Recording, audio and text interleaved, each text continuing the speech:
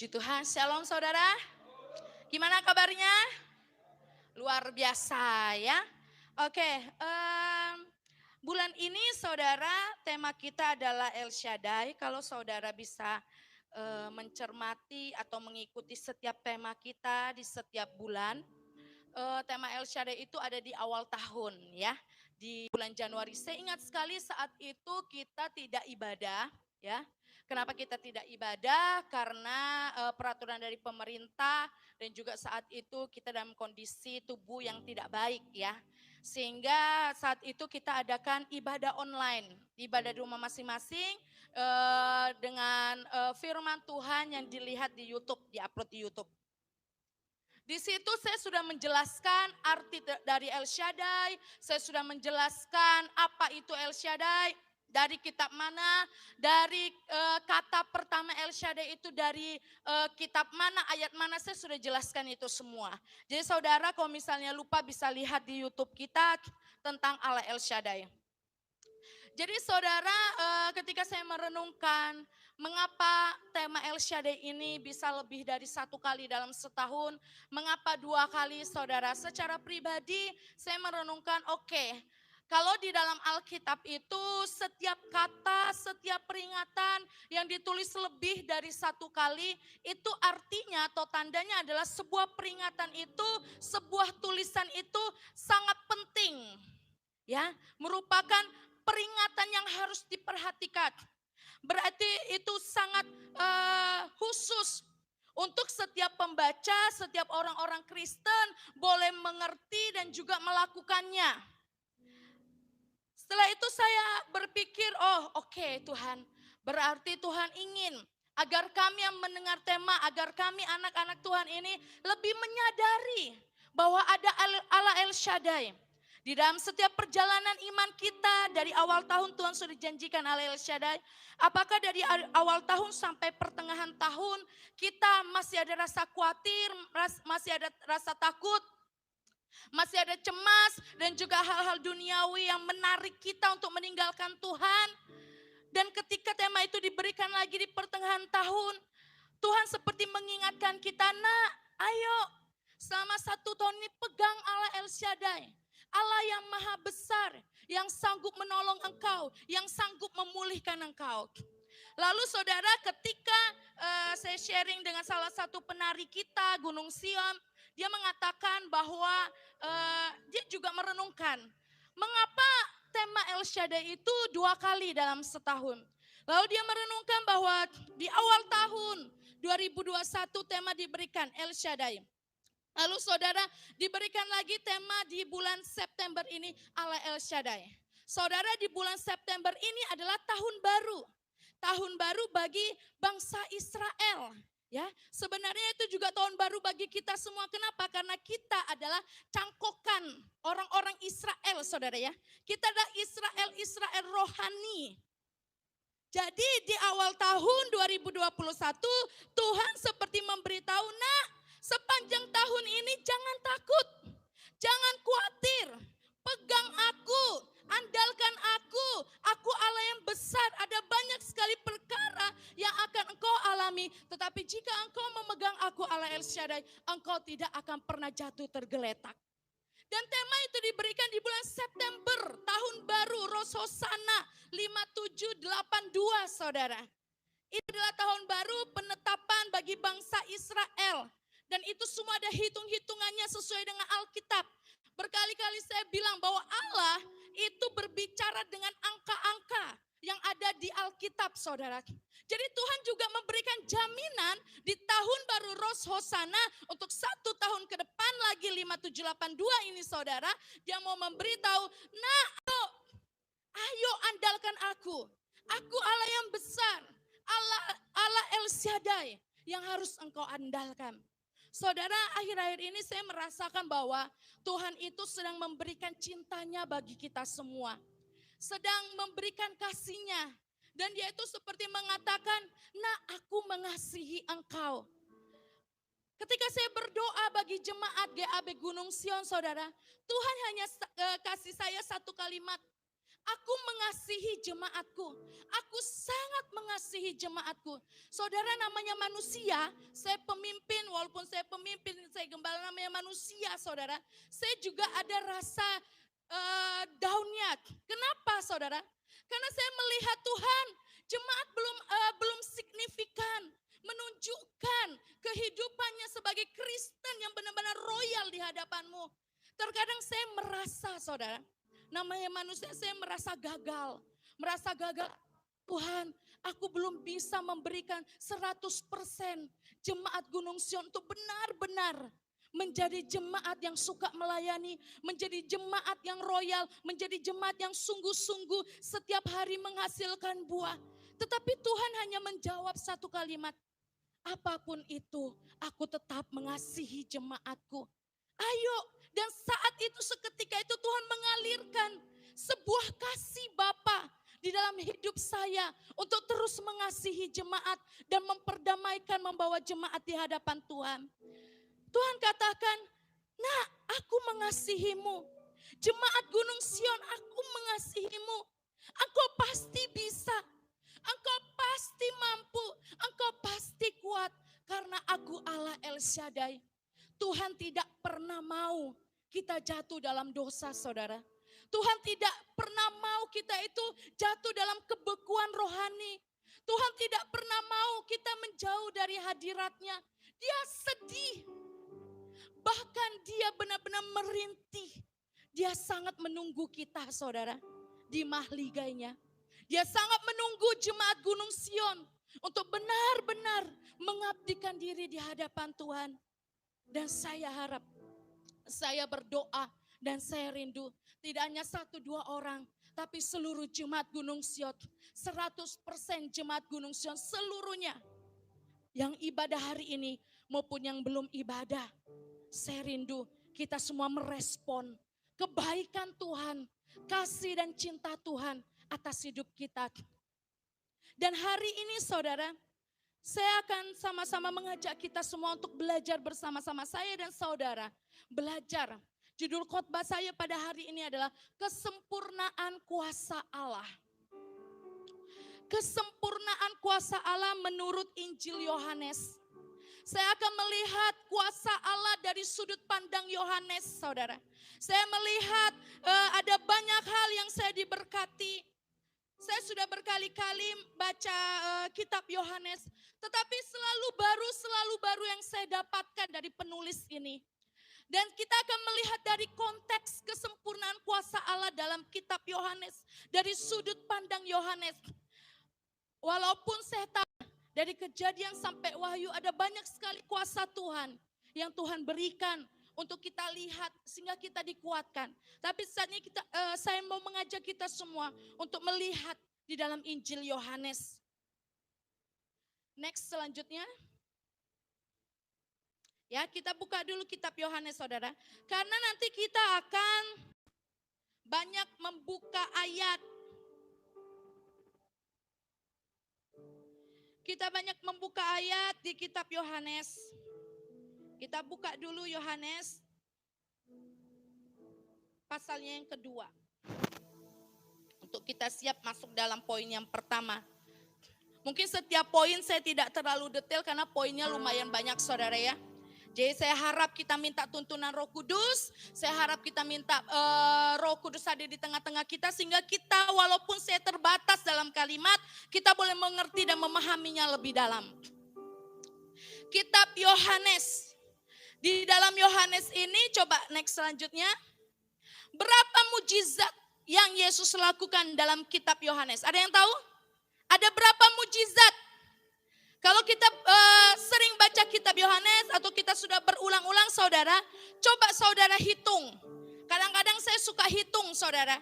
Di kitab Injil Sinoptik ini Matius, Markus, Lukas, Yohanes. Berapa mujizat yang Yesus lakukan. Apa yang dimaksud perbandingan 4.000, Yesus memberikan 4.000 makan orang. Yang di kitab lain Yesus memberikan 5.000 makan 5.000 orang. Nah saudara, kalau saudara teliti nih, berapa mujizat yang Yesus lakukan di kitab Yohanes? Ada yang tahu angkat tangan? Ada yang tahu? Ada berapa? Ya? Belum ada yang tahu ya?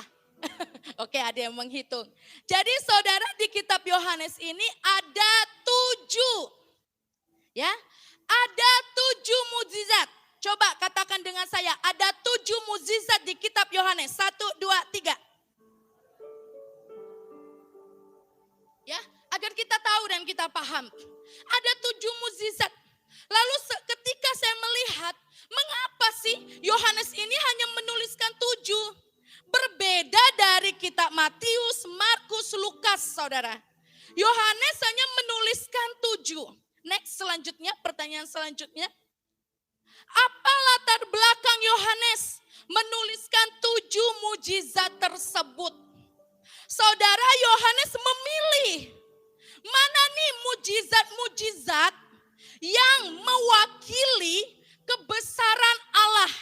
Mana nih mukjizat-mukjizat yang mewakili, yang cukup dengan 7 mukjizat ini, dia bisa memberitahu kepada pembaca bahwa Allah punya kuasa yang sempurna.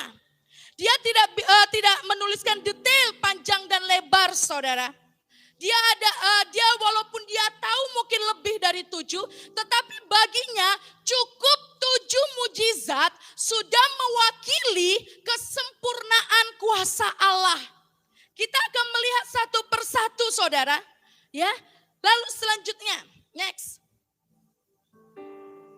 Angka 7 dalam Alkitab mempunyai arti yaitu sempurna atau kesempurnaan. Jadi dengan 7 mukjizat yang Yohanes ini sampaikan kepada kita semua pembaca-pembaca kitabnya, dia ingin sampaikan bahwa dengan ke-7 mukjizat ini, engkau bisa melihat Allah itu adalah Allah yang memberikan berkat. Allah El Shaddai, Allah Jehovah Jireh, Allah Jehovah Rafa. Dia cukup memberikan 7, ingin memberitahukan kepadanya tidak ada Allah yang lain selain Yesus Kristus, selain Allah kita, bahwa dia yang memiliki kesempurnaan di dalam kuasanya. Selanjutnya, maka dari itu Yohanes menuliskan dalam Yohanes 21 ayat 25. Coba kita buka.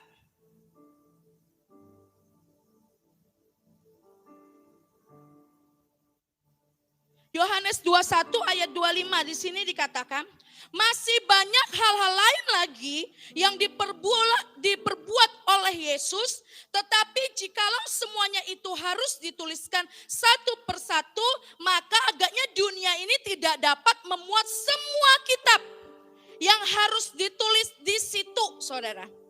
Jadi maka dari itu saya melihat, pantas Yohanes hanya menuliskan 7 mukjizat Yesus. Karena dia katakan di ending suratnya atau di ending kitab ya, dia katakan jikalau semuanya itu harus dituliskan satu persatu, maka agaknya dunia ini tidak dapat memuat semua kitab yang harus ditulis itu. Saya percaya bahwa Yohanes di sini tidak sembarangan untuk menuliskan hanya 1, 2 atau berapapun, saudara. Dia tidak sembarangan. Dia punya maksud. Setiap kitab yang kita baca itu ada penulis-penulisnya. Dan setiap penulis itu punya maksud dan tujuan. Makanya kita sebagai pembaca, kita minta pengilhaman Roh Kudus agar maksud dan tujuan penulis itu sampai ke kita pembaca dari turun-temurun. Ya, dari abad ke abad, dari tahun ke tahun. Makanya kita butuh Roh Kudus membimbing kita agar kita tidak salah. Makanya kadang banyak sekali orang yang tidak mengerti, dia justru menggunakan ayat-ayat Alkitab untuk menutupi kesalahannya, saudara. Sebenarnya setiap firman Tuhan itu untuk mengajar, menegur, mengilhami, menasehati setiap kita. Selanjutnya, ini dia mukjizat dalam kitab Yohanes, saudara. Kita akan lihat sama-sama. Yang pertama, di dalam Yohanes 2 ayat 1 sampai 11, saudara. Mukjizat yang pertama adalah perkawinan di Kana. Yang kedua, Yohanes 4 ayat 46 sampai 54, Yesus menyembuhkan anak pegawai istana. Ya. Yang ketiga, dalam Yohanes 5 ayat 1 sampai dengan 18, penyembuhan di kolam Bethesda. 1-15, Yesus memberi makan 5.000 orang. Oke. Dalam Yohanes 6 ayat 16-21, Yesus berjalan di atas air. Yohanes 9 ayat 1-41, Yesus menyembuhkan orang buta sejak lahir. Yohanes 11 ayat 1-44, Yesus membangkitkan Lazarus. Saudara, saya ingat sekali ketujuh mujizat ini tidak asing bagi kita semua. Apalagi khususnya bagi saya. Yang dari saya kecil, saya ikut sekolah minggu, cerita ini diulang-ulang sampai keluar sampai ada di luar kepala, saudara ya.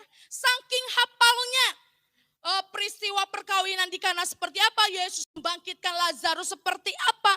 Tetapi saudara, kalau kita tahu saja dan kita tidak melihat sudut pandang sisi dari Yohanes sendiri, saudara, cerita tinggal cerita. Mujizat tinggal mujizat. Artinya apa?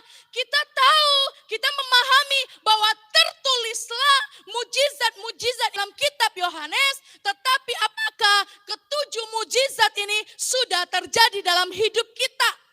Dan sebenarnya Yohanes memberitahu kepada kita ketujuh mujizat ini sebagai bekal kita selama 1 tahun ini, saudara, bahwa Dia Allah yang memiliki kuasa yang sempurna. Bahwa kita memiliki Allah yang sempurna. Di sepanjang tahun 2021, apakah engkau semua sudah mengalami ketujuh mujizat ini dalam hidup kita? Kita akan lihat makna terdalam dari mujizat-mujizat tersebut, saudara. Dan sepanjang Rosh Hosana ini, tahun Pebet 5782 ini, saudara, apakah kita mau berjalan bersama Yesus dan merasakan ketujuh mujizat dalam Alkitab ini? Khususnya Yohanes. Saudara, saya sampaikan ini agar kita mengerti dan memahami dan agar itu benar-benar hidup. Bahwa Engkau Tuhan, Allah El Shaddai yang benar-benar hidup dalam pribadiku, yang benar-benar hidup dalam rumah tanggaku. Saya sudah pernah katakan, ayo alami Tuhan setiap hari. Alami mujizat Tuhan setiap hari agar kita semakin mengenal siapa Yesus kita. Kalau saat ini kita mengalami kekurangan dalam hal ekonomi, Tuhan izinkan untuk Tuhan menyuruh kita atau mendidik kita melihat Dia sebagai Jehovah Jireh dalam hidup kita. Kalau kita diizinkan sakit penyakit, berarti itu Tuhan sedang menyuruh kita, memaksa kita agar kita kenal Dia bahwa Dia adalah Jehovah Rafa, Sang Penyembuh. Jadi apapun yang kita alami, saudara, sepanjang tahun ini atau nanti ke depan di tahun Rosh Hosana ini, saudara, kita harus sadar hidup kita tidak perlu ada rasa khawatir, amin. Karena kita punya Allah yang besar, kita punya Allah yang sempurna, tujuh mujizat. Kita punya Allah yang sempurna. Apakah kita sudah mengikut sertakan kesempurnaan Allah itu dalam hidup kita? Jangan kita menjadi Kristen, agama turun-temurun, saudara. Dari nenek moyang kita udah Kristen, sampai hari ini kita sudah Kristen. Jangan jadikan kekristenan kita adalah agama turun-temurun. Tetapi jadikan kekristenan kita adalah rasa takut dan gentar untuk mengikuti Yesus senantiasa. Saya harap seluruh jemaat Gunung Sion menyadari benar-benar sampai hati yang terdalam, sampai rohmu menjerit bahwa engkau katakan, Tuhan, engkau Allah El Shaddai. Engkau Allah yang besar. Kepada siapakah aku harus takut? Kalau engkau ada di pihakku. Saudara, Tuhan sangat baik. Dia sangat luar biasa. Dan Yohanes rindu sekali agar dia bisa mentransferkan perasaannya tentang Allah yang sempurna itu kepada kita semua. Kalau saat ini kita tidak buka hati, saudara, kita nggak akan pernah bisa merasakan bahwa Dia Allah El Shaddai benar-benar dari dasar hati kita. Sampai hari ini, adakah engkau mengambil segala keputusan, kau bertanya dengan Tuhan? Sampai hari ini, adakah engkau setiap hari mengajak komunikasi Tuhan? Adakah sampai hari ini engkau mengambil waktu untuk berdua-duaan dengan Tuhan? Saudara, kalau kita tidak punya kerinduan yang demikian, kita nggak bisa benar-benar merasakan Allah El Shaddai dalam hidup kita.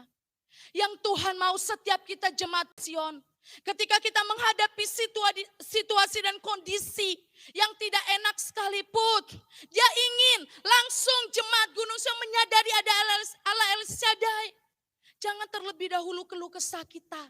Jangan terlebih dahulu mengeluh kita. Jangan terlebih dahulu kita menyalahkan situasi dan kondisi, bahkan orang-orang di sekitar kita. Tapi kita dahulukan yang pertama, kita datang kepada Tuhan. Saya percaya Tuhan punya jalan keluar. Tuhan punya waktu yang tepat untuk memberikan yang terbaik bagi kita semua, saudara. Selanjutnya, kita akan lihat yang pertama, perkawinan di Kana. Kita buka Yohanes 2, ayat 1 sampai ayat yang ke-11.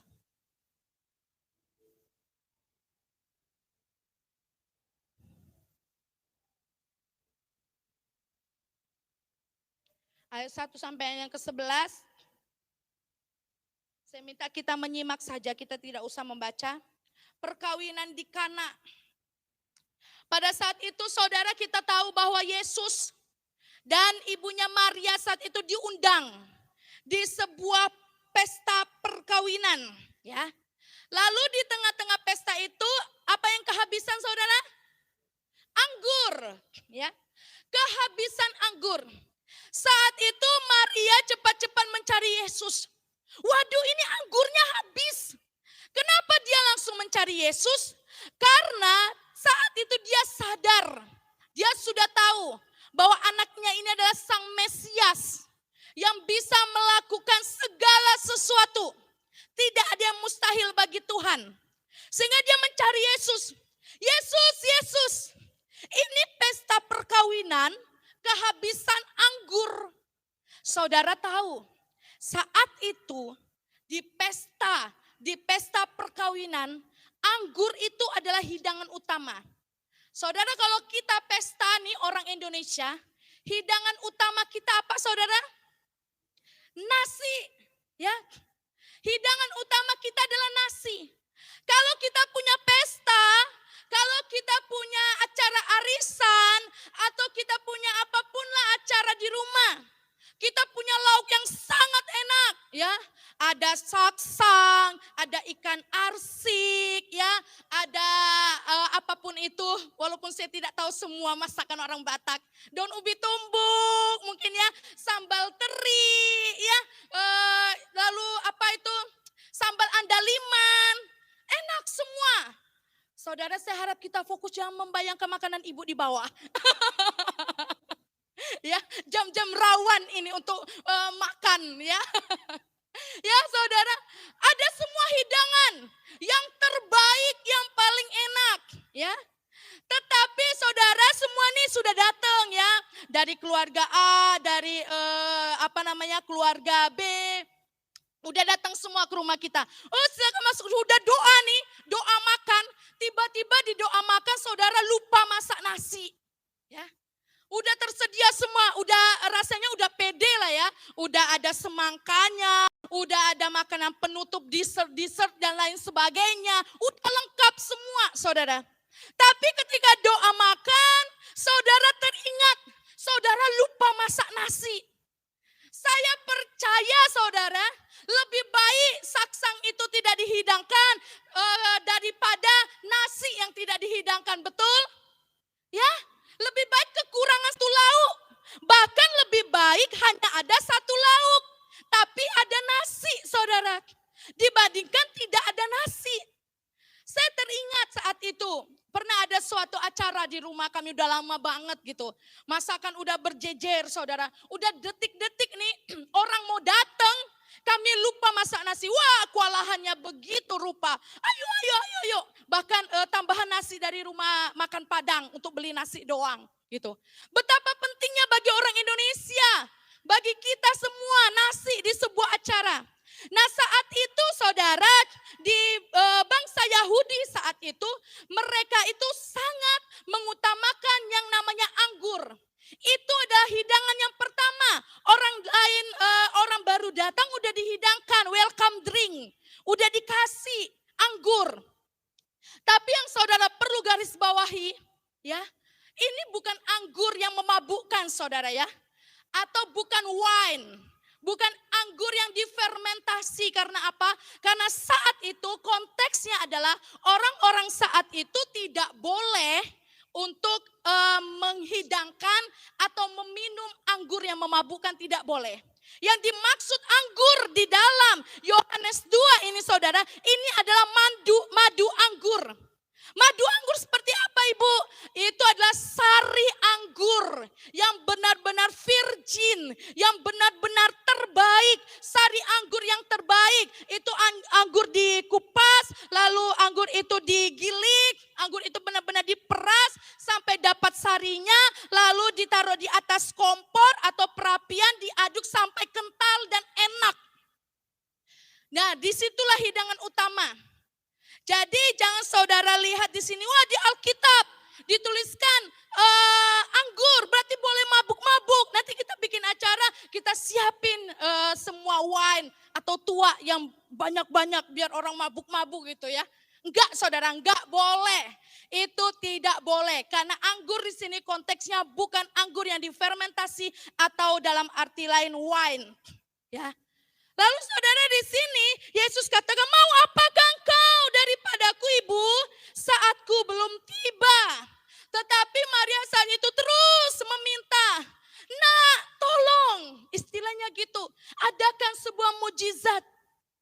Mendesak Yesus sampai pada akhirnya Yesus berkata, oke, isilah tempayan-tempayan itu penuh dengan air. Dan mereka pun mengisinya sampai penuh. Lalu dikatakan, sekarang cedoklah dan bawalah kepada pemimpin pesta. Lalu saudara, kita lihat ayat yang ke-10. Setiap orang menghidangkan anggur yang baik dahulu, dan sesudah orang puas minum, barulah yang kurang baik. Akan tetapi engkau menyimpan anggur yang baik sampai sekarang. Itu adalah istilah testimoni dari orang-orang tamu-tamu undangan yang datang. Kok ini anggurnya tetap enak? Dari awal kami datang sampai udah pertengahan mau pulang, anggurnya tetap enak. Di situ Yesus memberikan mujizat. Dan mengapa saudara mujizat yang Yesus lakukan adalah anggur yang terbaik? Mengapa anggur yang benar-benar the best? Tidak ada bedanya dengan anggur yang pertama yang sudah diberikan. Yohanes di sini ingin memberitahu kepada kita semua, para pembaca, bahwa kalau Yesus melakukan perkara di sebuah kehidupan kita, melakukan mujizat, melakukan pertolongannya, tidak pernah setengah-setengah, amin. Dia akan melakukan mujizat, dia akan melakukan pertolongan sampai namanya dipermuliakan dan tidak ada cacat celah, saudara. Dan itu yang Yesus rindukan atas hidup kita. Agar kita benar-benar mengalami benar-benar kesempurnaan kuasa Allah itu dalam kehidupan kita. Anggur yang terbaik. Tuhan tidak pernah setengah-setengah menepati janjinya. Tuhan tidak pernah setengah-setengah menolong kita. Tuhan tidak pernah setengah-setengah untuk memberkati kita. Dia selalu memberikan yang terbaik. Amin saudara. Ayo responi kebaikan Tuhan. Responi hal yang terbaik yang Tuhan berikan atas hidup kita saudara. Jangan kita bermain-main lagi di dalam hal kerohanian. Karena Tuhan sudah memberikan yang terbaik. Apakah sampai detik hari ini kita sudah memberikan yang terbaik? Kita mungkin berikan waktu kita setengah-setengah untuk pelayanan. Kita memberikan hati kita setengah-setengah mungkin untuk ibadah. Kita memberikan hidup kita setengah-setengah. Dalam artian setengah-setengah kita lakukan semuanya karena instruksi dari seorang pemimpin di tempat ini. Itu setengah-setengah untuk Tuhan, saudara. Tapi kalau kita beri full untuk Tuhan, bahkan tidak disuruh sekalipun, kita punya inisiatif untuk menggerakkan kehidupan rohani kita mengejar kekudusan Tuhan. Untuk menggerakkan hidup kita, mengejar destiny, menggerakkan hidup kita, memberi yang terbaik bagi Tuhan. Tuhan sudah memberikan yang terbaik bagi kita. Mari saudara, jemaat Gunung Sion, beri yang terbaik. Lewat waktumu, lewat tenaga kita, lewat uang kita, lewat apapun, penyembahan kita, lewat doa, pekerjaan, semuanya saudara. Lakukan untuk Tuhan, bukan untuk siapa saudara? Manusia. Tapi lakukan segala sesuatu untuk Tuhan. Di situ dikatakan anggur yang berkualitas tinggi. Tuhan melakukan mujizat itu tuntas. Tuntas, tidak setengah-setengah. Lanjut, next. Di sini saudara saya memberikan gambar. Memberikan sebuah gambar dari botol minuman air mineral ya. Langsung ke gelas yang terbaik lah ya. Gelas yang terbaik. Di situ air biasa diubah menjadi anggur. Jesus turns water into wine. Ya, Yesus mengubahkan air menjadi anggur. Lalu itu arti atau makna sesungguhnya apa sih saudara? Yang bisa kita tangkap dari si penulis, yaitu Yohanes. Yang pertama, dia ingin mengungkapkan bahwa Yesus sanggup mengubahkan kualitas hidup kita. Mengapa gambarnya air mineral menjadi anggur, saudara? Saya tanya, air mineral apakah dengan harga 2.000 kita bisa dapat, saudara? Bisa ya. Bahkan yang satu gelas air mineral itu dihargai 1.000 doang. Dulunya 500, sekarang 1.000, saudara. Dengan harga ribuan, dengan harga yang biasa, sangat bisa dijangkau. Bisa dibeli pakai koin, recehan saudara. Tetapi kita lihat, anggur, apakah kita bisa beli dengan harga 1.000 anggur yang terbaik loh saudara. Apalagi yang prosesnya itu benar-benar bukan main-main. Prosesnya harus diperas dulu, lalu ditaruh di perapian, bukan main-main. Harga anggur bisa ratusan ribu, bahkan ada yang sampai jutaan. Karena apa? Prosesnya, kualitasnya terbaik. Nah, Yesus ingin memberitahukan kepada kita bahwa dia sanggup mengubahkan kualitas hidup kita, saudara. Tuhan saja mau untuk mengubahkan kualitas hidup kita. Dan kita seharusnya juga mau diubahkan. Siapa yang mau diubahkan? Untuk menjadi kualitas yang terbaik. Amin saudara. Amin. Yesus tidak pernah setengah-setengah memberikan pertolongannya. Maka dari itu mari hari ini jangan pernah setengah-setengah kita beri untuk Tuhan. Yesus bisa mengubahkan keadaan kita yang biasa menjadi supranatural. Amin saudara. Kita yang tidak mengerti menjadi mengerti. Yang poin kedua, untuk mendapatkan kualitas hidup yang baik harus melewati proses. Kita ingin memiliki kualitas yang baik. Kita ingin memiliki kualitas yang the best di hadapan Tuhan. Tapi kita harus tahu, setiap kualitas harus memiliki sebuah usaha dan proses. Seseorang yang menjual tas kulit saudara. Tas kulit itu harganya bisa ratusan juta. Bisa miliaran bahkan. Dengan kualitas yang terbaik, dengan merek yang terbaik, branded saudara. Itu yang terbaik. Dan pengusaha pengelolanya akan terus menjaga kualitas itu untuk tetap baik. Mengapa mahal sekali? Karena prosesnya juga mahal, ribet. Makanya dalam setiap kehidupan kita, saat ini kita sedang diproses kehidupan kita. Kita sedang dididik saudara, percayalah saudara sedang dinaikkan level kualitasnya oleh Tuhan. Tuhan mau kita hidup berkualitas. Hanya orang-orang yang hidup berkualitas yang bisa masuk dalam kerajaan sorga. Hanya orang-orang yang hidupnya berkualitas yang masuk di dalam sebuah pengangkatan, saudara. Jangan sampai ketika Tuhan datang yang kedua kali, kita tidak memiliki kualitas hidup. Mari kita sadari hidup kita untuk kita terus memberikan kualitas yang terbaik. Saudara, mari kita jangan pernah menghitung-hitung berkat Tuhan. Jangan kita hitung-hitung, aku kan udah kasih ini. Aku kan udah berdoa tadi, masa doa lagi. Aku kan udah baca Alkitab, masa baca Alkitab lagi. Aku kan udah tolong dia, masa aku harus nolong lagi. Masa aku harus beri lagi dan lain sebagainya, saudara. Apapun yang kita beri untuk Tuhan, bahkan untuk sesama. Segala apapun yang kita miliki, karakter kita, bahkan mungkin ilmu kita, atau mungkin materi kita, saudara. Biarlah kita beri yang utuh dan terbaik untuk Tuhan. Itulah bukti bahwa hidup kita berkualitas di hadapan Tuhan. Biarlah segala keinginan daging kita, seperti yang bulan lalu tentang berbuah di setiap musim. Buah yang busuk tinggalkan, saudara. Segala kenajisan tinggalkan. Segala kemalasan tinggalkan. Segala kebekuan tinggalkan. Kalau hari ini kita tidak bisa merasakan hadirat Tuhan, tidak ada yang menyentuh kita, saudara, bahaya saya katakan. Kenapa?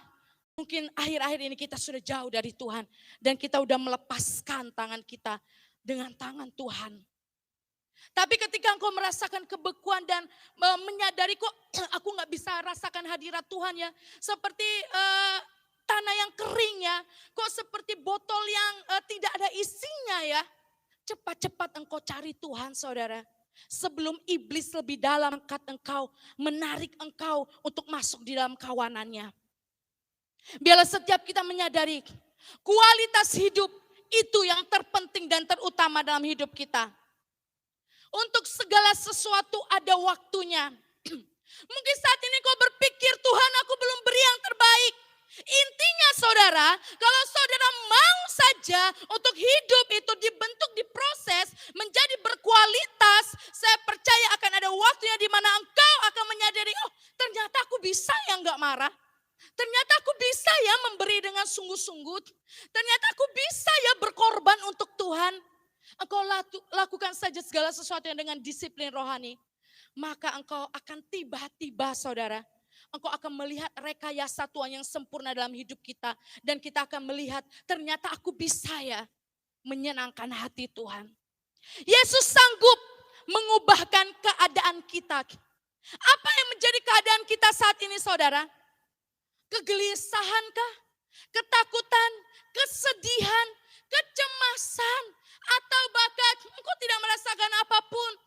Saudara, Yesus bisa mengubahkan segala sesuatu yang tidak baik menjadi baik. Yesus bisa mengubah padang gurun menjadi taman Eden. Amin. Tuhan bisa mengubahkan kegersangan hidupmu. Tuhan bisa mengubahkan hal yang tidak baik dalam hidupmu menjadi kualitas yang baik. Menjadi suatu situasi dan kondisi yang baik. Asal apa? Asal engkau mau dididik dan mau diproses di dalam kehendak Tuhan. Saya mengajak kita semua mari. Mari jemaat Tuhan. Kita beri kualitas yang terbaik bagi Tuhan. Saya tuh ketika saya berdoa untuk jemaat dan Tuhan katakan, aku mengasihi jemaatku. Saya katakan dengan Tuhan, berikanlah hatimu itu kepada jemaat-jemaatmu. Agar jemaat-jemaatmu mengerti betapa engkau sangat mengasihi. Tidak hanya di luar aja, gak hanya sebatas otak, oh, Tuhan udah mati bagi aku, udah mengasihi. Tapi sampai mereka mengerang, sampai mereka berseru. Dan benar-benar mengosongkan hidup mereka, hanya Yesus di dalam hidup mereka.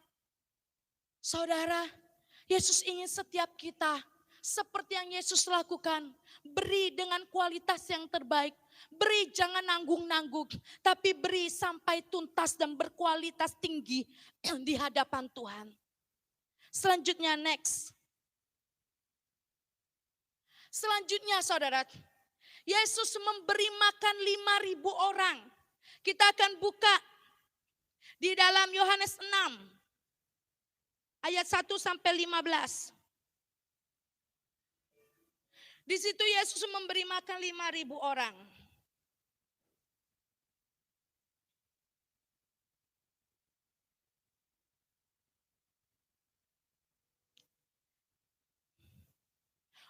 Ayat 2, orang banyak berbondong-bondong mengikuti dia karena mereka melihat mujizat-mujizat penyembuhan yang diadakannya terhadap orang-orang sakit.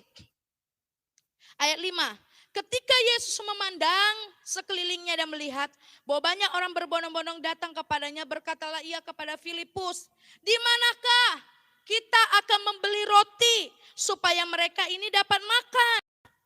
Lalu saudara ayat 6, coba lihat, hal itu dikatakannya untuk apa saudara? Mencobai Filipus, ya, mencobai muridnya, sebab dia sendiri tahu apa yang hendak dilakukannya. Lalu Filipus di situ berkata, roti seharga 200 dinar tidak akan cukup untuk ini, sekalipun masing-masing mendapat sepotong kecil saja Tuhan. Lalu saudara di situ ayat ke-8, seorang dari murid-muridnya yaitu Andreas, saudara Simon Petrus berkata, Andreas berkata, Tuhan, di sini ada seorang anak yang mempunyai 5 roti jelai dan 2 ikan. Tetapi apakah artinya itu untuk orang sebanyak ini?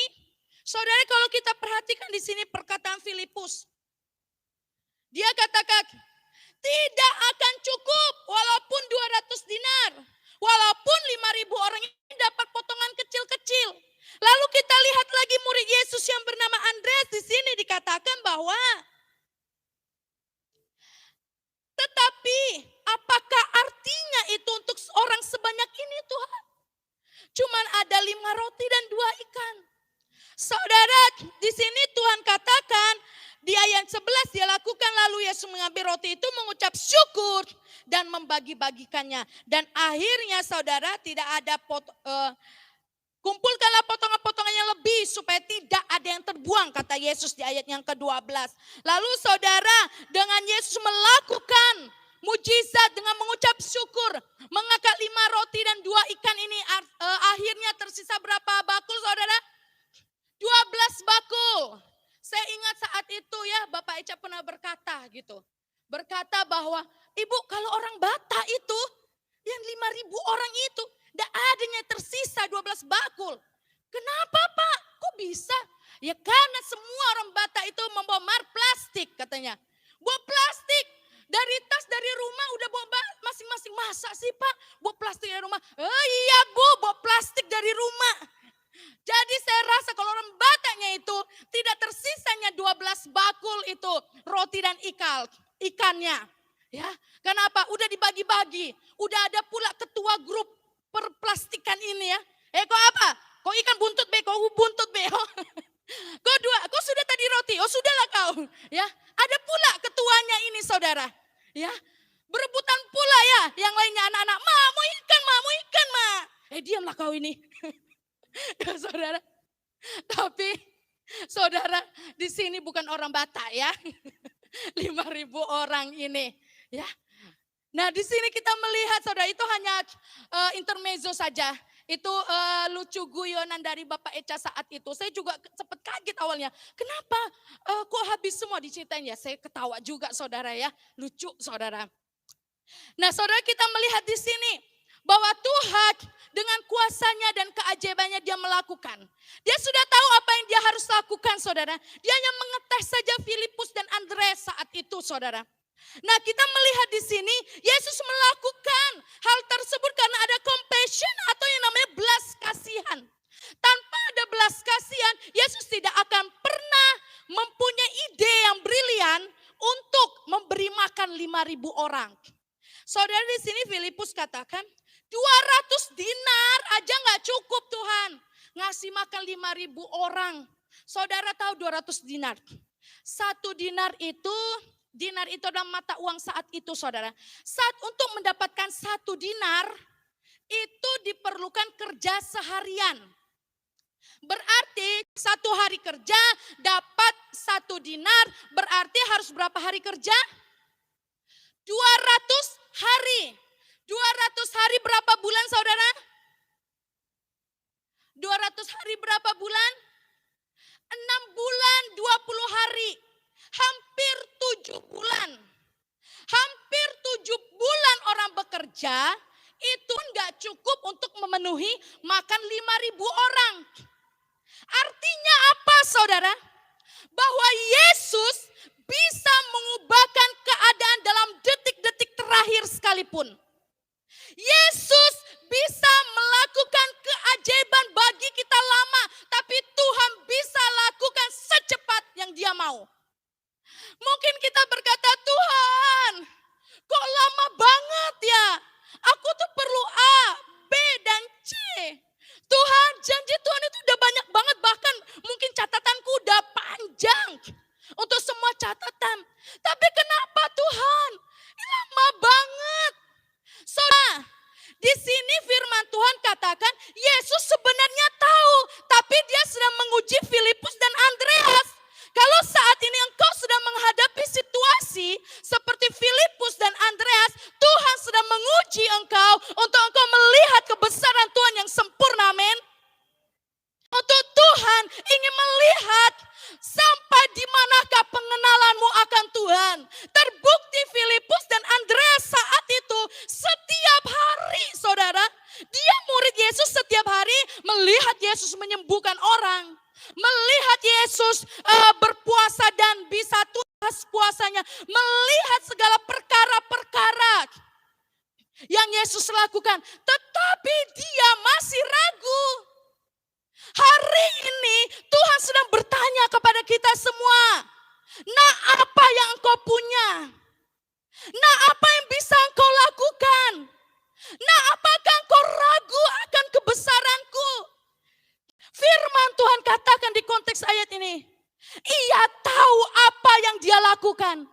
Hari ini saya mau kasih tahu saudara. Sesungguhnya Tuhan Allah El Shaddai, Dia tahu apa yang harus Dia perbuat dalam hidup kita. Dia tahu apa yang kita perlukan. Dia tahu jalan keluar. Dia yang tahu masa depan kita. Dia yang tahu ujung jalan kita, saudara. Tapi jangan sampai Tuhan dapati kita memiliki hati seperti Filipus dan Andreas saat itu punya rasa khawatir. Dia nggak tahu Yesus itu siapa. Padahal setiap hari bersama-sama dengan Yesus. Setiap hari kita dengar firman, setiap hari kita datang ke gereja sekalipun tanpa pengenalan dengan Tuhan, kita tidak akan mengalami Allah El Shaddai dalam hidup kita. Pengenalan dengan Tuhan diperlukan hubungan yang dalam dan intim dengan Tuhan. Berbicara tentang keintiman dengan Tuhan. Mengapa gereja terus menggaung-gaungkan, gereja ini terus katakan, mari intim dengan Tuhan, mari dekat dengan Tuhan. Agar apa saudara? Agar tersisalah 12 bakul itu dalam hidup kita. Berkat Tuhan dinyatakan, itu berdasarkan pengenalan kita dengan Tuhan. Kalau sampai hari ini, mujizat Tuhan belum terjadi dalam hidup kita. Kalau sampai hari ini perjanjian Tuhan belum dinyatakan dalam hidup kita, jangan salahkan Tuhan karena Tuhan yang tahu segala sesuatu. Tapi koreksi diri kita, bisakah kita memiliki jiwa sekalipun aku miskin Tuhan, sekalipun aku sakit Tuhan, sekalipun aku tidak berdaya dan tidak memiliki apapun, imanku tetap bersama dengan Engkau. Saya percaya seseorang yang punya hati seperti ini, dia akan mendapatkan ini tadi saudara. Berkat yang berlimpah, bukan hanya cukup, tapi berkat yang berlimpah, amin. Pengenalan dengan Tuhan, keintiman dengan Tuhan, keikutsertaan kita dengan Tuhan saudara. Tuhan tidak hanya menjanjikan engkau cukup, enggak sebatas itu. Tetapi Tuhan menjanjikan engkau berlimpah-limpah. Mengapa Tuhan mengizinkan tersisa 12 bakul saudara? Karena dia mau menyatakan bahwa dia Tuhan yang tidak terbatas. Walaupun manusia harus mencari 7 bulan, dia bisa menghasilkan dalam 1 hari. Apapun pergumulan kita, percaya engkau dapat jawaban hari ini. Percaya bahwa Tuhan bisa melakukan pembalikan dalam sekejap mata dan tiba-tiba saudara. Karena Tuhan kita itu besar. Sampai kita benar-benar tidak ada roh kekhawatiran. Tidak ada roh kecemasan lagi. Sampai benar-benar engkau berharap penuh kepada Tuhan. Bukan lagi kepada manusia saudara. Next selanjutnya. Gambar selanjutnya saudara. Kalau saudara lihat di sini. 5 roti dan 2 ikan. Tergantung di tangan siapa. Di situ dituliskan 5 roti dan 2 ikan itu kalau di tangan saya hanya dapat menjadi beberapa sandwich ikan. Ya, rotinya saya potong-potong, lalu saya taruh ikan di tengahnya, jadilah sandwich ikan, saudara. Tetapi 5 roti dan 2 ikan di dalam tangan Yesus sanggup memberi makan ribuan orang. Amin, saudara. Artinya apa? Jangan kita pakai kekuatan kita. Kita punya Allah yang syadai, saudara. Biarkan Yesus yang pegang kendali. Biarkan tangan Yesus yang mengangkat kita. Biarkan Yesus yang berperkara dalam hidup kita. Jangan mikir, oke Tuhan, aku punya keputusan. Manusia A kita andalkan. Manusia B. Apalagi tambah kepepet, saudara. Kita cari pertolongan di luar Tuhan. Jangan sampai kita menjadi Filipus dan Andreas mencari kebenaran di luar Tuhan. Tapi yang Tuhan inginkan, kita mencari kebenaran dan segala keputusan di dalam Yesus. Amin. Jangan pernah engkau seperti yang saya tuliskan. Kita membuat sandwich hanya untuk kita sendiri, saudara. Tapi kalau kita serahin sama Tuhan, ada lebihnya. Artinya apa? Kita bisa jadi berkat bagi orang banyak. Kita bisa bagi untuk orang banyak. Jadi segala sesuatu, masalah yang engkau hadapi, tergantung di tangan siapa engkau serahkan. Apakah engkau menyerahkan masalahmu ke tangan suamimu? Apakah ke istrimu? Doanya doain tapi engkau tidak ada tindakan dan usaha. Apakah engkau serahkan kepada pemimpinmu? Apakah engkau serahkan bahkan saudara ke pinjaman-pinjaman manusia lainnya? Bagaimana engkau bisa melihat Jehovah Jireh dalam hidupmu? Kalau kita semua melihat sisi negatif dari cara pandang murid yang tidak mengenali Yesus. Hari ini pastikan setiap masalahmu. Ini 5 roti dan 2 ikan ini adalah gambaran sebuah masalah. Karena orang butuh makan, saudara. Sekarang masalahmu. Apakah engkau mau melakukannya sendiri? Apakah engkau mau beri untuk Yesus? Raja di atas segala raja. Next, selanjutnya. Firman-Nya dituliskan, saudara.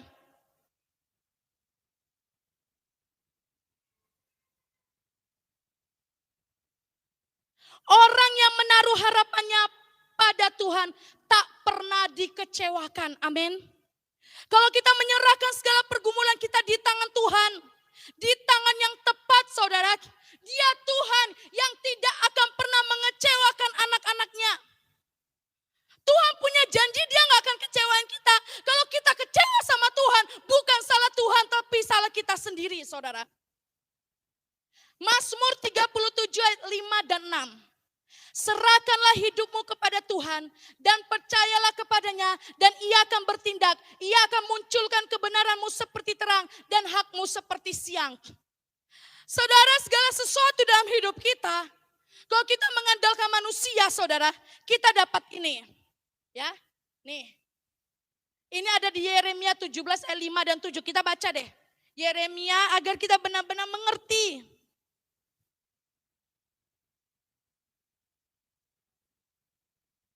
Yeremia 17 ayat 5 sampai 7.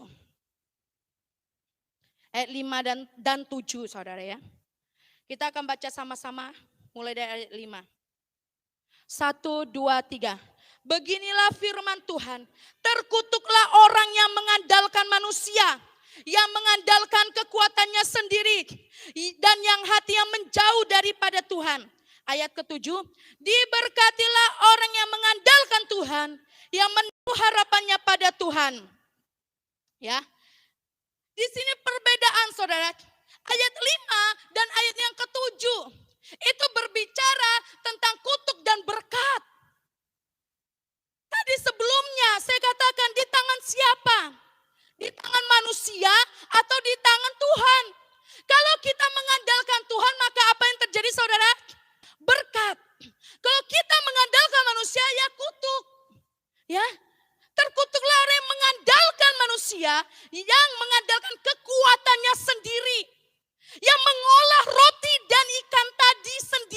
saudara. Dan yang hatinya menjauh dari Tuhan. Koreksi diri kita masing-masing. Apakah kita menjadi jemaat yang masih mengandalkan kekuatan sendiri tanpa tanya Roh Kudus? Saya selalu kasih tahu ke jemaat, mari jemaat tanya Roh Kudus. Kalau engkau, mana sih Bu suara Roh Kudus? Bergaul erat sampai engkau mendengar suaranya dengan jelas. Dan kita lihat, yang hatinya menjauh dari Tuhan. Kita koreksi hati kita dan roh kita. Apakah kita jauh dari Tuhan, saudara? Kalau kita jauh dari Tuhan, terkutuklah. Makanya Tuhan kasih tahu di dalam kitab Yohanes ini agar kita mengerti, agar kita nggak kena kutuk. Di dalam Yesus ada perjanjian dan ada sebuah konsekuensi, saudara. Dia tidak bisa mengingkari perjanjiannya. Dan dia tidak bisa mengingkari setiap hukumannya.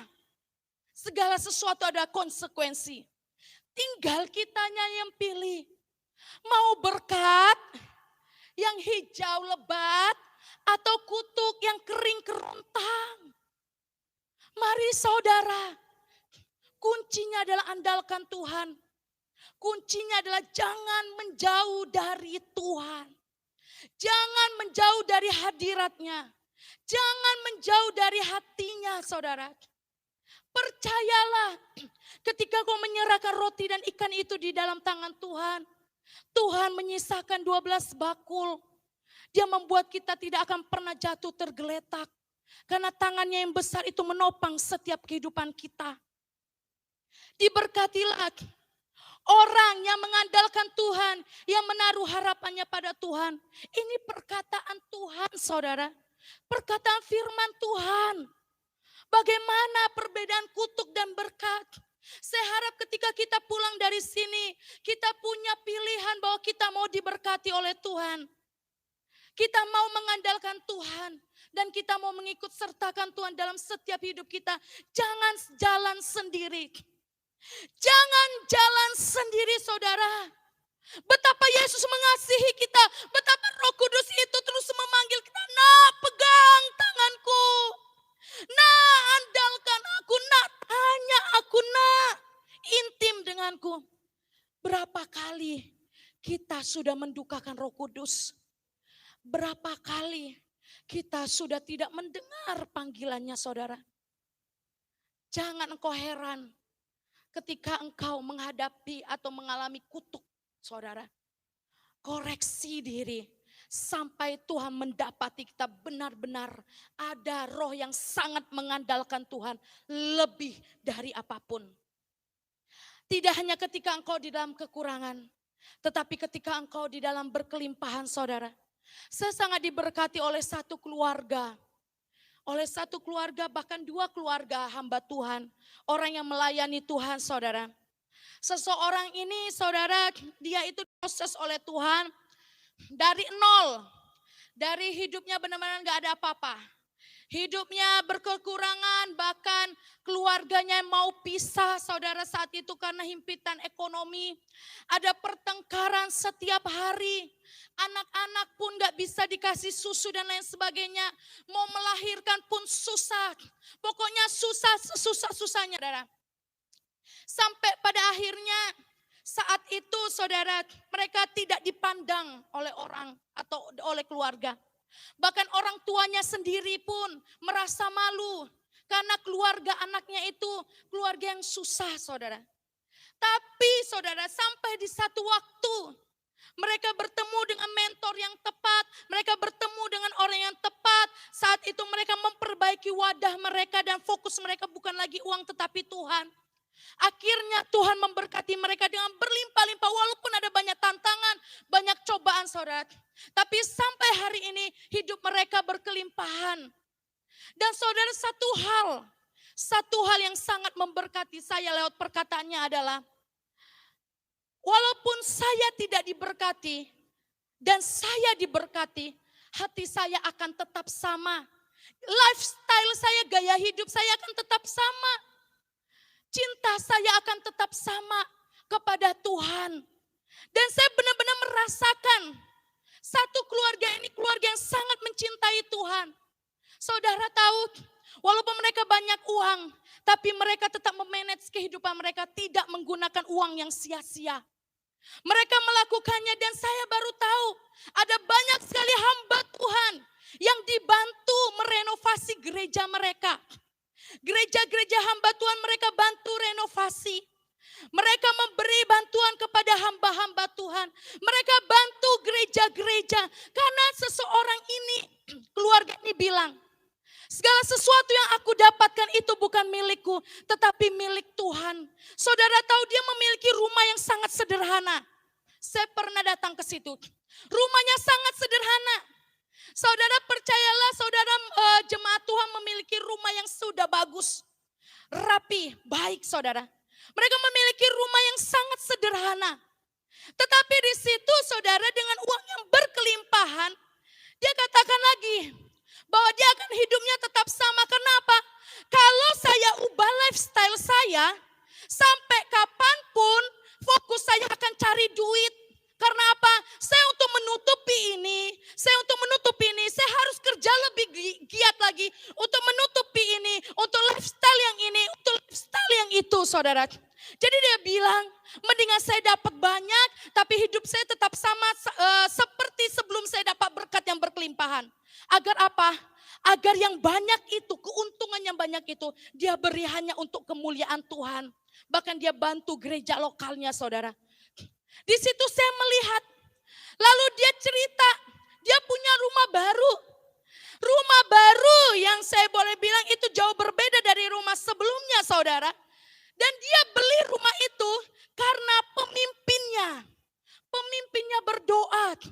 Pemimpinnya kasih tahu ke dia, kamu akan punya rumah di sini gitu. Dikasih tahu di sini. Lalu dikatakan rumah yang harus banyak kamar. Kenapa? Karena kamu kalau hamba-hamba Tuhan datang, kamu hamba-hamba Tuhannya nginep ya di rumah kamu. Oh ya siap. Sebelum pemimpin tuh ngasih tahu rumahnya di mana tepatnya, posisinya di mana, pemimpin tersebut sudah dipanggil oleh Tuhan. Sehingga seseorang ini, keluarga ini berdoa, Tuhan, rumah yang mana yang kau kehendaki. Saudara, dia punya uang yang banyak loh.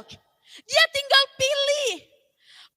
Pendapatannya per bulan itu bukan 1-2 juta, miliaran. Dia bisa pilih rumah yang mana. Tetapi sekali lagi dia berdoa, dia tanya Tuhan. Karena dia tahu segala sesuatu adalah milik Tuhan. Kalau Jire, Tuhan sang pemberi, maka 5.000 orang itu udah masuk dalam keluargaku. Maka 12 bakul yang sisa itu akan aku berikan untuk Tuhan dan bahkan untuk sesama. Dia memiliki prinsip seperti itu, saudara. Sampai akhirnya dia dapat yang dari Tuhan rumah ini, saudara. Dan akhirnya dia pilih rumah yang banyak kamar untuk hamba-hamba Tuhan menginap. Dan dia katakan sekali lagi, saudara. Segala sesuatu dalam hidup dia tanya Tuhan. Dia enggak mau jatuh di dalam dosa. Walaupun dia sedang berada di zona nyaman. Walaupun dia berada di hal yang sangat berkelimpah. Dia tanya Tuhan.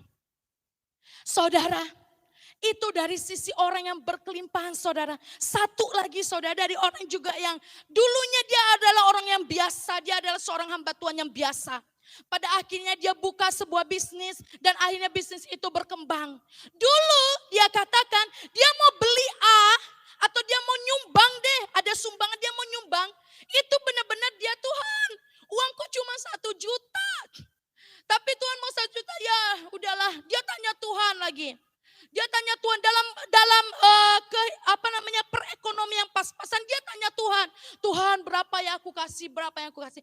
Akhirnya bisnisnya diberkati oleh Tuhan dan dia itu per bulannya bisa puluhan juta, saudara. Sampai akhirnya kalau ada sumbangan, ada memberi untuk misi dan lain sebagainya, dia nggak tanya Tuhan lagi. Tetapi dia langsung, oke, aku kirim ya 5 juta, aku kirim ya 2 juta. Dan di situ Tuhan menegur dia. Tuhan katakan, nak, kamu udah gak tanya aku lagi ya. Istilahnya bagus kamu ya, gak tanya aku lagi, gak ada kebergantunganmu dengan aku lagi. Gak ada mengandalkan aku lagi. Lalu seketika itu hamba Tuhan ini bertobat, saudara. Di sini saya mau menekankan, saudara. Di dalam senang maupun susah, siapa yang kita andalkan? Apapun situasi kita, kalau kita mengandalkan diri kita sendiri, gak tanya Tuhan. Saya kasih tahu saudara, terkutuklah manusia yang mengandalkan kekuatannya sendiri. Saya rindu semua jemaat Tuhan masuk dalam berkat-berkat ilahi. Saya rindu semua jemaat Tuhan masuk di dalam ketepatannya Tuhan. Walaupun seluruh jemaat Tuhan diberkati oleh Tuhan. Saya senang, tapi saya lebih senang kalau kita benar-benar melakukan ketepatan hati Tuhan. Tuhan mempercayakan 12 bakul pada orang-orang saat itu saudara. Jangan sampai Tuhan mempercayakan itu dan kita salah gunakan. Biarlah setiap kita, jemaat Gunung Sion, saya rindu ada Jehovah Jireh dalam rumah tangga kita. Ada Jehovah Jireh dalam pekerjaan kita. Ada Jehovah Jireh dalam usaha kita. Yohanes ingin memberitahu kepada kita bahwa ada Jehovah Jireh, Allah yang Maha Kuasa itu yang sanggup memberkati hidup kita. Amin. Jangan merasa kurang saudara. Karena saya tahu kalau kita mengandalkan Tuhan, pasti 12 bakul itu, berkelimpahan itu nyata dalam hidup kita. Tunggu waktunya Tuhan, beri kualitas hidup yang terbaik seperti perkawinan di Kana. Next, selanjutnya. Yesus berjalan di atas air. Yesus berjalan di atas air, saudari kita lihat di dalam Yohanes 6.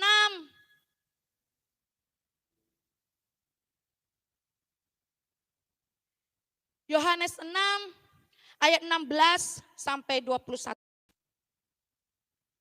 Oke, berjalan di atas air. Lihat di situ saudara bahwa saat itu murid-murid ada di dalam dan mereka lebih dahulu untuk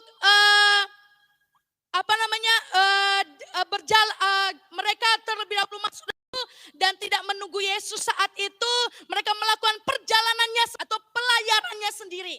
Ya, dan saat itu ada angin badai, angin yang sangat kuat menggoncangkan perahu mereka dan akhirnya Yesus hadir di situ. Dia berjalan di atas air dan apa kata murid-muridnya saudara? Dia kira Yesus adalah hantu, ya. Lalu Yesus berkata, "Aku ini, jangan takut." Mereka mau menaikkan dia ke dalam perahu dan seketika sampai pada pantai mereka tujui. Lanjut selanjutnya. Apa yang Yohanes mau beritahukan kepada kita semua? Yang pertama, jalan di atas air. Next. Bukan pribadi Allah sebagai apa kita baca sama-sama? Penguasa alam semesta. Dia bisa menguasai alam semesta. Lalu kita baca sama-sama, 1, 2, 3. Kuasa Kristus mengatasi kebiasaan alam. Mengapa mengatasi kebiasaan alam? Saudara, pada umumnya kita manusia ini kan tubuh ini lebih berat dari air, saudara ya. Ya, lebih berat dari air. Kalau kita jalan di atas air, kita pasti tenggelam, saudara. Ya, tapi Yesus mengatasi segalanya, mengatasi kebiasaan alam sehingga dia dapat berjalan di atas air.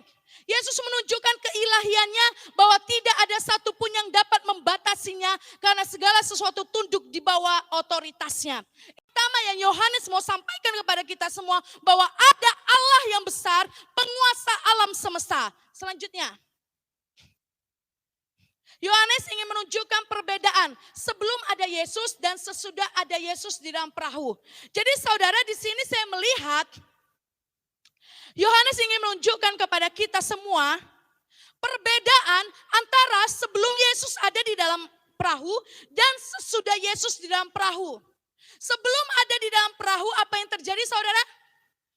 Angin besar, badai, ketakutan melanda seluruh murid. Ya, kecemasan melanda seluruh murid saat itu. Dan perbedaannya, ketika Yesus ada di dalam perahu tersebut, mereka menjadi tenang. Lalu Yohanes tidak menuliskan Yesus meredakan badai. Di sini Yohanes ingin menekankan bahwa ada jaminan di dalam kuasanya akan selalu mendampingi kita walaupun badai masih terus bergelora. Tuhan mendampingi sampai garis finish. Artinya apa saudara? Coba saudara simak. Ayat 16 sampai ayatnya yang ke-21 ini saudara. Di sini saudara, adakah Yohanes tulis, di awal kan dikatakan, dan ketika hari sudah mulai malam, Sampai di akhir saudara, saya tidak melihat Yohanes menuliskan pada akhirnya pagi, pada akhirnya siang. Lalu di sini kan dikatakan, angin bergelora, angin kencang, laut bergelora. Ya. Lalu saya lihat di sini sampai 21, dia tidak menuliskan bahwa angin akan reda, atau ketika Yesus hadir di perahu itu, angin reda, anginnya diam, anginnya stop. Tetapi Yohanes langsung menuliskan mereka mau menaikkan dia ke dalam perahu dan seketika juga perahu itu sampai ke pantai mereka tujui. Jadi Yohanes langsung menuliskan tujuan mereka. Pokoknya mereka udah sampai di tujuan. Di sini artinya apa saudara? Saya mau kasih tahu bahwa setiap kita jemaat Gunung Sion, mari kita masukkan atau ikut sertakan Yesus di dalam bahtera kehidupan kita. Amin. Di dalam perahu kehidupan kita. Ada banyak berapa orang yang membiarkan Yesus di luar perahu. Ada banyak berapa orang membiarkan Yesus di luar kehidupan mereka dan mereka akan tetap takut. Yohanes katakan saudara, sekalipun badai tetap bergelora, sekalipun mungkin itu tetap malam, gelap, sekalipun angin tetap kencang, tetapi ketika Yesus ada di dalam perahu, murid-muridnya menjadi tenang, saudara. Dan endingnya apa? Mereka tepat atau sampai kepada tujuan. Setiap hidup kita jemaat Gunung Sion, walaupun saat ini kau menghadapi angin yang begitu kencang, laut yang begitu bergelora menyesakkan dadamu, menyesakkan hatimu saudara, yang membuat engkau cemas, takut dan khawatir. Percayalah, ketika Yesus ada di dalam hidupmu, dia akan menuntun engkau sampai garis akhir. Engkau yang akan dibawa oleh Tuhan dari kemenangan sampai kemenangan, dari kemuliaan sampai kemuliaan. Dan ini janji Tuhan. Tuhan tidak menjanjikan saudara semuanya akan baik-baik saja. Tetapi Tuhan menjanjikan dia beserta kita sampai genap dan tuntas perjanjiannya. Di sini di ayat ini Tuhan sedang memberitahu kepada kita. Walaupun kita sudah ikut sertakan Yesus dalam hidup kita. Kita udah buat Yesus masuk dalam perahu hidup kita. Mungkin malam itu tetap ada. Kegelapan itu tetap ada. Mungkin jawaban doa itu masih susah. Mungkin kesulitan ekonomimu masih ada. Mungkin ada hal-hal yang pahit sekalipun masih ada dalam hidupmu saudara. Tapi percayalah ketika Yesus hadir dalam hidupmu, dia akan menuntun engkau sampai garis akhir. Sampai finish saudara. Lagi-lagi kuasa Tuhan yang sempurna membuat kita melihat bahwa kuasa dia tidak ada yang menandingi. Dia penguasa alam semesta. Dan biarlah setiap kehidupan kita menyadari saudara, bahwa ada Tuhan. Jangan engkau merasa, Tuhan aku udah mengundang engkau. Aku udah mengikut sertakan engkau, aku udah lama mengikut engkau. Tapi kenapa badai ini tidak berlalu? Saudara, di dalam ayat ini apakah badai dituliskan stop? Enggak. Apakah angin dikatakan stop? Enggak di ayat ini saudara, konteks ayat ini. Artinya apa? Sekalipun masalahmu belum selesai, tapi Yesus punya rencana yang besar. Sekalipun masalahmu jauh lebih besar saudara, gelombang semakin besar, saya percaya kuasa Yesus jauh lebih besar dari itu. Apapun yang menjadi masalahmu, percayalah Yesus lebih besar dari masalahmu. Karena perjanjiannya iya dan amin. Untuk itulah Yohanes menuliskan ini saudara. Dia tidak tulis, Yesus masuk ke dalam perahu angin langsung reda. Yesus masuk ke perahu gelap menjadi terang, enggak. Dia ingin mengasih tahu ke kita nih. Apapun masalah yang kita hadapi, ikut sertakan aja Tuhan. Pelan-pelan pasti kita sampai saudara. Ada satu hamba Tuhan yang mengatakan, pelan-pelan pasti engkau akan nyampe juga. Artinya apa? Terus bersabar di dalam proses hidupmu. Terus bersabar di dalam didikanmu. Amin saudara. Mau ikut sertakan Yesus dalam perahu hidup kita? Andalkan dia saudara, Tuhan penguasa alam semesta. Next selanjutnya dengan cepat. Lazarus dibangkitkan. Lazarus dibangkitkan. Kita akan buka Yohanes 11. Karena ini sebuah pengajaran saudara, jadi agak panjang. Maafkan saya. Karena minggu depan pengkhotbahnya akan berbeda, jadi saya nggak bisa melanjutkan khotbah ini. Yohanes 11 ayat 1 sampai 44. Saudara, di sini kita melihat bahwa Yesus membangkitkan Lazarus. Apa makna yang sesungguhnya saudara? Yang ingin disampaikan oleh Yohanes ketika Yesus membangkitkan Lazarus. Di sini dikatakan ia tinggal di Betania, kampung Maria dan adiknya Marta. Lalu Yesus mendengar kabar itu di ayat keempat, dia katakan penyakit itu tidak akan membawa kematian, tetapi akan menyatakan kemuliaan Allah. Lalu selanjutnya Yesus katakan, yuk kita mari balik lagi ke Yudea. Dan dikatakan di situ ayat 11, Lazarus saudara kita telah tertidur, Tuhan katakan. Tetapi aku akan pergi ke sana untuk membangunkan dia dari tidurnya. Lalu saudara, setiap orang di situ bingung. Kok dibilang tidur? Padahal ini udah mati, tapi Tuhan katakan tidur. Lalu Tuhan tibalah saatnya Tuhan datang di situ dan dia katakan, Lazarus, mari keluar. Bangunlah engkau, dan akhirnya Lazarus keluar dan dibangkitkan saudara. Artinya apa? Yohanes ingin berbicara bahwa next selanjutnya. Terus. Di sini Yohanes ingin memberitahu kepada kita bahwa Yohanes ingin menunjukkan bahwa Yesus memiliki apa saudara? Kuasa, kebangkitan dan hidup. Kebangkitan dan hidup dalam konteks hidup yang baru atau kekekalan. Dibangkitkan dalam tubuh kemuliaan bersama dengan Tuhan. Jadi Tuhan sang pemilik kuasa kebangkitan dan hidup. Konteks ini berbicara tentang kehidupan kita yang kekal atau kehidupan kita selanjutnya saudara.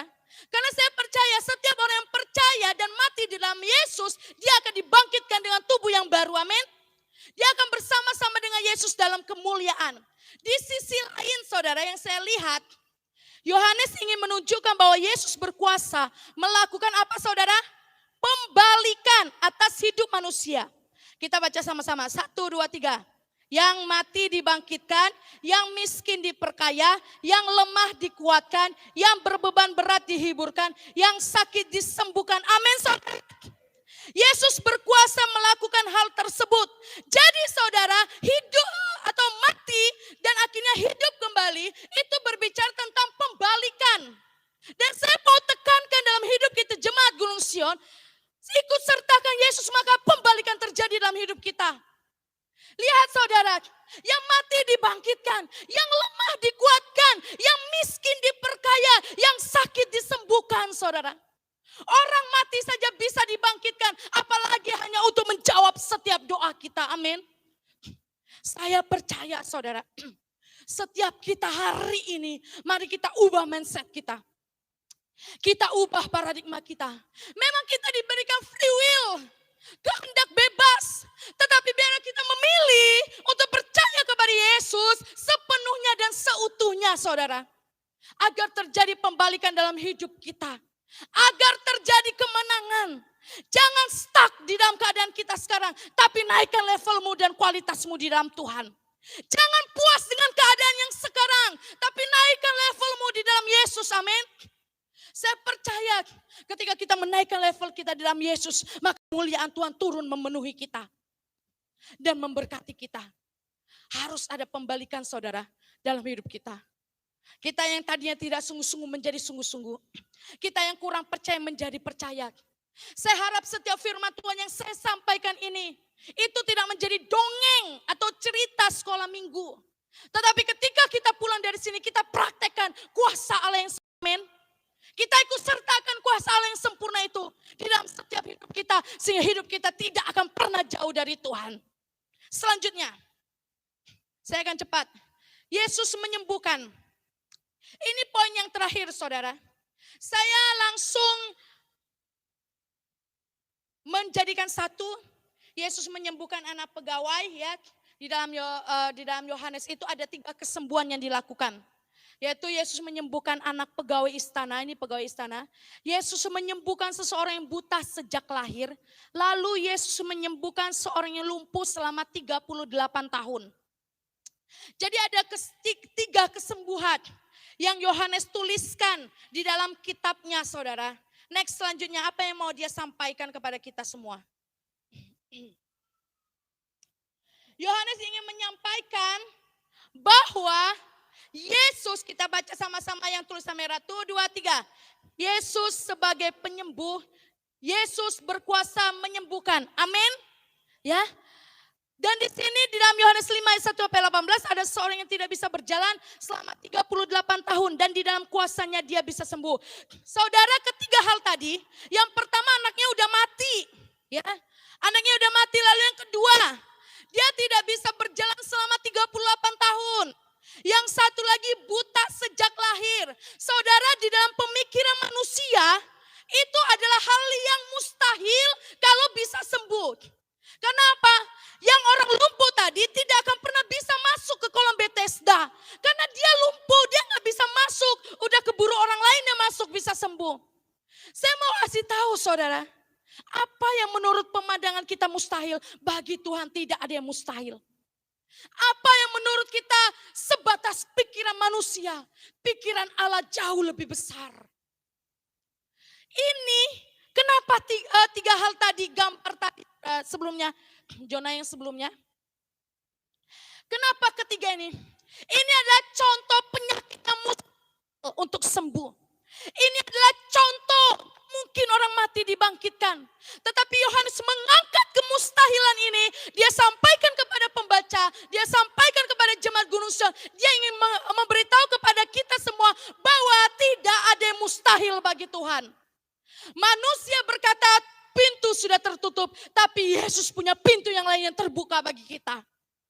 Dia punya jalan keluar yang hebat dan ajaib. Selanjutnya. Yang sebelum ini.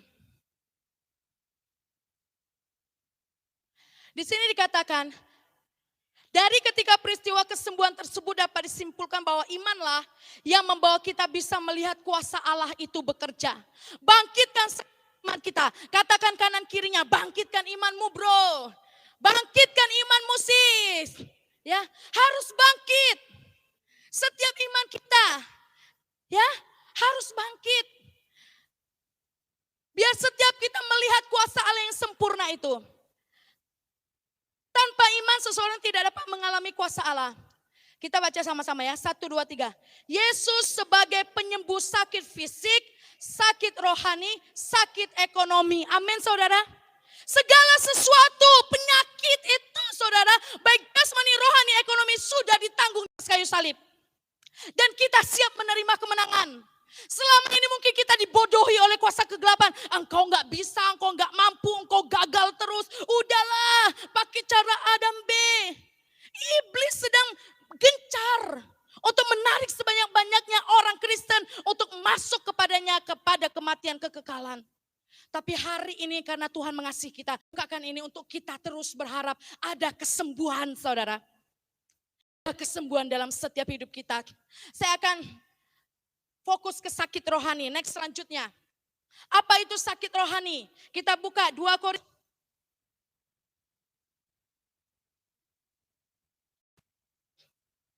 Korintus 3 ayat 1 sampai 9. Kita akan baca sama-sama ya.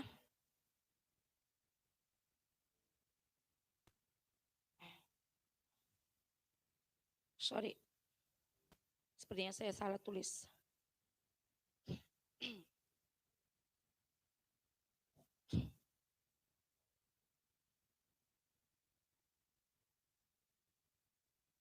Tunggu ya, sepertinya saya tulis, saya lihat dulu catatan saya.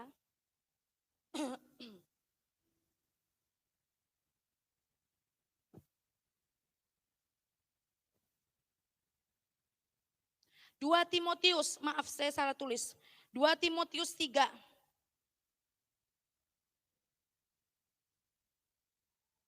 2 Timotius 3 ayat 1 sampai ayat yang ketiga. Kita akan baca sama-sama. 2 Timotius 3 ayat 1 sampai 9. 1, 2, 3.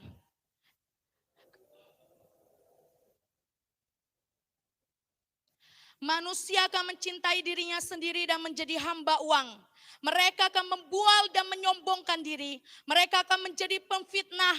Mereka akan berontak terhadap orang tua dan tidak tahu berterima kasih. Tidak mempedulikan agama. Tidak tahu mengasihi. Tidak mau berdamai. Suka menjelekkan orang. Tidak dapat mengekang diri. Garang. Tidak suka yang baik. Suka mengkhianat. Tidak berpikir panjang. Berlagak tahu. Lebih menuruti hawa nafsu daripada menuruti Allah. Secara lahiriah mereka menjalankan ibadah mereka, tetapi pada hakikatnya mereka memungkiri kekuatannya. Jauhilah mereka itu. Sebab di antara mereka terhadap orang-orang yang menyelundup ke rumah orang lain dan menjerat perempuan-perempuan lemah yang syarat dengan dosa dan dikuasai oleh berbagai-bagai nafsu.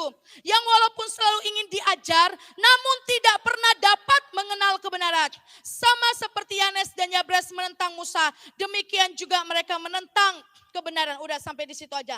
Saudara, penyakit rohani. Saya menjelaskannya berdasarkan dengan Timotius. Jadi biarlah di dalam Timotius ayat 2 ini sampai ayat ke-6 kita koreksi diri kita. Adakah kita penyakit rohani masih mencintai diri kita sendiri tanpa mempedulikan orang lain? Apakah kita saat ini menjadi hamba uang atau hamba mamon? Apakah kita saat ini menyombongkan diri? Apakah kita suka memfitnah? Apakah kita suka berontak terhadap orang tua dan tidak tahu berterima kasih kepada orang tua? Tidak mempedulikan agama, tidak mau mengasihi, menjelekkan orang, tidak dapat mengekang diri, ya, garang, tidak suka yang baik, suka mengkhianat, tidak berpikir panjang, berlagak tahu. Saudara, ini saya rasa sudah cukup sekali untuk kita bercermin dalam hidup kita. Apakah kita masih ada di ciri-ciri ini, saudara? Apakah kita masih hidup dalam penyakit rohani ini? Orang-orang yang seperti ini dikatakan mereka tidak layak dalam kerajaan sorga. Kalau kita masih di sini tidak tahu mengasihi, kita berontak terhadap orang tua, kita nggak bisa ngekang diri, kita masih menjelekkan orang lain, kita masih suka fitnah, saudara, jangan harap berkat itu turun atas hidup kita. Karena apa? Ada hambatan, sakit rohani, saudara. Sakit rohani kita. Bagaimana kita mau on fire kepada Tuhan. Dan setiap kita, saya dan saudara, kita koreksi. Masih ada enggak kita di karakter orang yang hidup dalam akhir zaman ini. Orang-orang yang tidak masuk dalam kerajaan sorga. Minta kesembuhan yang dari Tuhan. Kalau engkau masih mengalami kepahitan, minta kesembuhan. Saudara, ada satu kesaksian, saudara, aku cerita. Jadi ada seorang anak Tuhan atau dia pelayan Tuhan di sebuah gereja yang besar. Saya tidak usah sebut gereja dan pendetanya siapa, saudara. Pokoknya ini gereja yang besar, pendeta yang besar. Dia ada seorang pelayan di situ, seorang ibu-ibu. Jadi seorang ibu ini adalah ibu yang sangat diberkati dengan luar biasa. Jadi dianya membantu orang-orang yang kesusahan, dia membangun untuk gereja-gereja. Pokoknya dia punya komitmen segala harta aku adalah milik Tuhan. Dia berikan semua yang terbaik. Dia lakukan bakti sosial, ngasih makan. Dia sumbang sampai beras bertonton untuk diberikan dari gereja untuk berikan kepada yang lain. Saudara, pada suatu ketika dia dipanggil oleh Tuhan. Dia dipanggil oleh Tuhan dan anaknya ini, anak seorang pelayan Tuhan ini, dia mimpi. Dia mimpi saat itu dia dibawa oleh Tuhan dan dia lihat orang tuanya atau mamanya itu berada di neraka.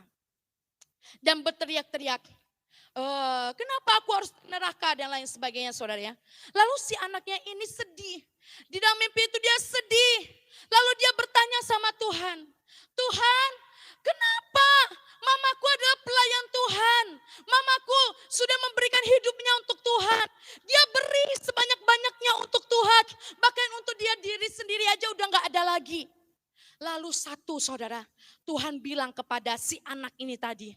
Tuhan bilang ada satu hal yang membuat dia tidak bisa masuk dalam kekekalan. Yaitu dia tidak bisa mengampuni suaminya. Ternyata, saudara, dia punya problem dengan suaminya. Akhirnya dia sakit hati. Dia kecewa. Dia mungkin merasa oke, udah selesai. Udah gak ada apapun. Tapi ternyata, saudara, di kekekalan dia kaget, kok aku masuk neraka. dia menyimpan kesalahan suaminya. Dia tidak bisa membereskan kepada suaminya. Dia tidak bisa mengampuni suaminya. Bahkan mungkin dia berdoa mengampuni suaminya aja nggak bisa, saudara. Nah, saudara, di sini saya mau tekankan apa? Betapa pentingnya setiap kita koreksi hidup kita. Jangan perkara rohania saja, tetapi batiniah kita juga kita lihat. Apakah kita sudah menyenangkan hati Tuhan dan membuat Allah sang penyembuh itu sudah menyembuhkan sakit hati kita. Kalau sampai hari ini ada jemaat Gunung Sion yang belum bisa mengampuni, yang masih sakit hati, menyimpan dendam, menyimpan marah, bereskan, saudara. Bereskan. Itu penyakit rohani yang sangat fatal, saya katakan. Karena apa? Karena kita tidak bisa melihat Tuhan. Tuhan adalah kudus. Kita tidak bisa masuk di dalam kekudusannya. Karena kita tidak bisa melihat Tuhan di dalam kekudusan. Biarlah hari ini segala penyakit rohani minta Tuhan sembuhkan. Amin. Mungkin kita merasa oke, aku masih baik-baik saja. Minta Roh Kudus selidiki sampai kedalaman roh kita, sampai kedalaman hati kita. Masih ada nggak karakter yang tidak baik dalam hidup kita yang masih membuat kita sakit rohani kita. Tapi hari ini ada Tuhan Jehovah Rafa yang mau menyembuhkan sakit hati saudara. Yang mau menyembuhkan saudara, mungkin saudara masih menjelekkan orang. Mungkin saudara masih sombong, saudara membual, saudara berontak kepada orang tua, lalu dikatakan lagi, tidak berpikir panjang, berlagak tahu padahal sebenarnya tidak tahu. Hal-hal kedagingan hari ini kita minta Tuhan sembuhkan. Amin, saudara. Sehingga kita bisa melihat Tuhan dengan sempurna dan luar biasa. Terakhir, mujizat apa yang engkau perlukan hari ini? Ingatlah bahwa ada Allah yang berkuasa atas hidup kita. Amin, saudara. Saya sudah sangat jelas menyabarkan, mengasih tahu kepada kita semua, sama-sama kita belajar kuasa Allah menurut pandangan Yohanes. Hari ini pertanyaannya, mujizat apa yang kita perlukan? Jangan kita pulang kita tidak membawa mujizat itu. Pastikan kita pulang membawa semua mujizat itu, amin. Karena kita punya Allah yang El Shaddai, tundukkan kepala.